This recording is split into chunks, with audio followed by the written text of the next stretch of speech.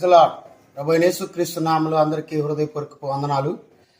ఇర్మియా గ్రంథము 17వ అధ్యాయం 9వ వచనము, హృదయము అన్నిటికంటే మోసకరమైనది, అది ఘోరమైన వ్యాధి కలిగి ఉంది అని పరిశుద్ధ బైబిల్ గ్రంథం తెలియజేస్తూ ఉంది.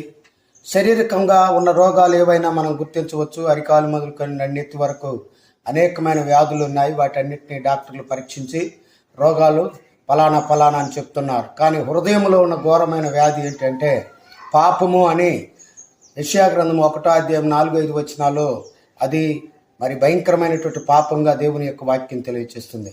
ఆ పాప రోగమును నివారణ చేయుట కొరకు 2000 సంవత్సరాల క్రితం యేసుక్రీస్తు ప్రభువారు ఈ లోకానికి వచ్చాడు.